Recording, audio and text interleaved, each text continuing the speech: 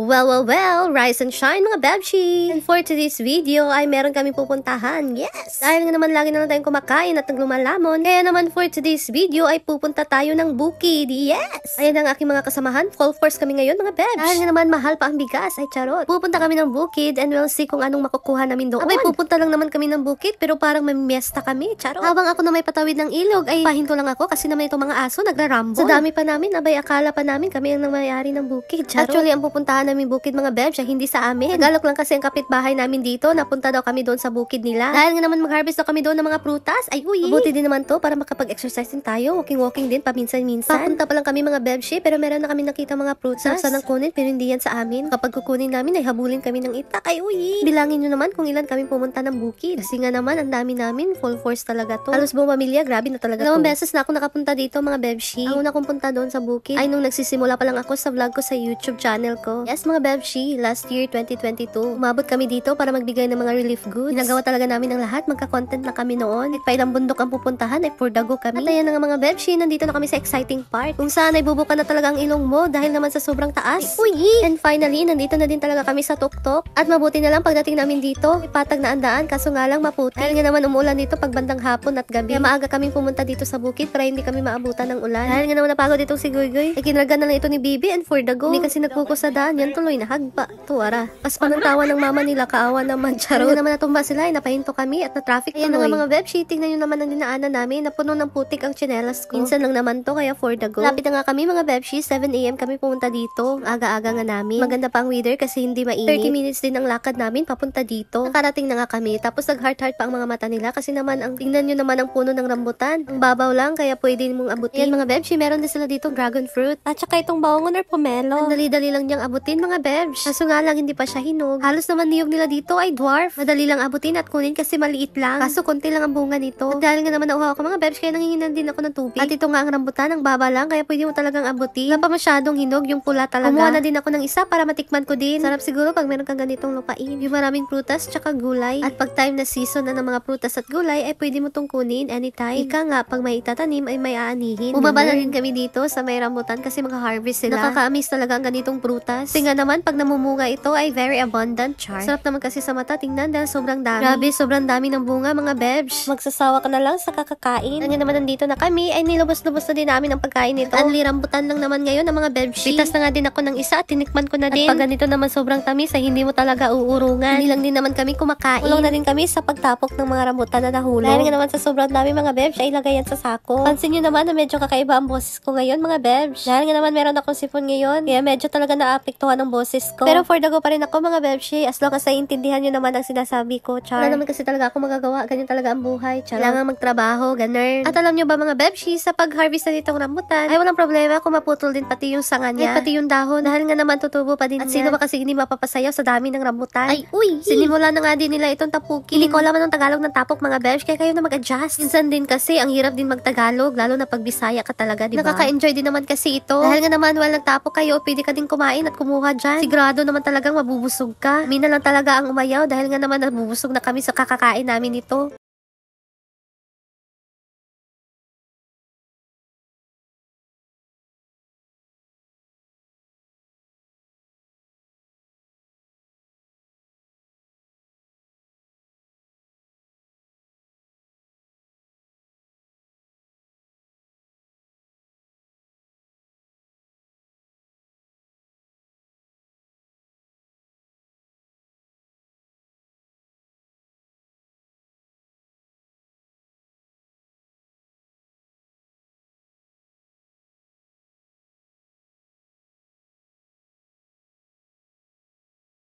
Kami sa may bayabas mga Bebsh. Dahil nga naman meron sila nakita ditong bayabas, kaya kumuha na din ako. Hindi kami nagnakaw mga Bebsh ha. Hingi naman kami ng paintulot sa may-ari, ganun. Sabi naman niya na kumuha daw kami, kaya for the go. Magpa-choosy ka pa ba? Ganun. Sabi, na-miss ko tuloy nung kabataan ko pa. Naman nung kabataan ko pa, ay pumunta talaga kami ng mundo kasama mga pinsan ko. Tapos naman bayabas yung kinukuha namin, binabalik-balikan talaga namin ang bayabas. Initsyempo talaga namin na wala ang may-ari, tsaka kami kukuha, ganun. Sarap naman kasi ng bayabas, lalo na pag merong asin. Grabe, ang sarap ng hinog. Ito nga pala si auntie ang may-ari, nag-harvest sila ng mais. Dito nga din kami sa kabila dahil meron din itong puno ng bayabas. Syempre, nai-excite talaga ako mga bebs kasi naman ang daming hinog. Kung noon naman, kaya ko pang akyatin tong puno ng bayabas, pero ngayon, hindi ko na talaga kaya mga bebs. Halata naman kasi. Bana din kasi ang katawan ko, tumataba na din. Pero trinay ko pa din mga bebs, pero hindi talaga kaya. Feeling talaga, para naman kaya niya. Bigat ko na, kailangan ko na talaga mag-diet. Ay, ganun. At nag-second try pa talaga ang bebs. Ano ba kasi, gusto kong umakyat, di ko na nga kinaya, kaya tinigilan ko na lang. At ito naman, merong hinog na bunga, kaya kinain ko to. Tamis din mga bebs, tapos kulay pink. Sagana talaga sa bukid, lalo na pag maraming prutas. Yan nga, dito naman kami tumatambay at nagmukbang na naman ng bayabas. Hindi pa namin to tinantanan, dapat kunin talaga namin yung hinog. May mahilig din kasi itong mga kasama ko kumain ng bayabas, kaya naman for the go. Kahit pa naman anong taas yan, ay abutin talaga yan, o diba? Dahil nga naman nakita natin kanina yung may-ari, ay nandito kami ngayon sa may mais. Ito na ang mais mga bebs, ay ito ay ginagawa nilang kalimbugas or mais na bigas. Tumulong na din ito si Iko na magkuha ng mais. Para naman makita nyo mga bebs kung paano ito kunin. Tapos naman namin dito mga bebs, ay bumalik na din kami doon sa may rambutan. Akala ko pa nga tapos na silang mag-harvest pero hindi pa pala kasi marami pa talagang bunga.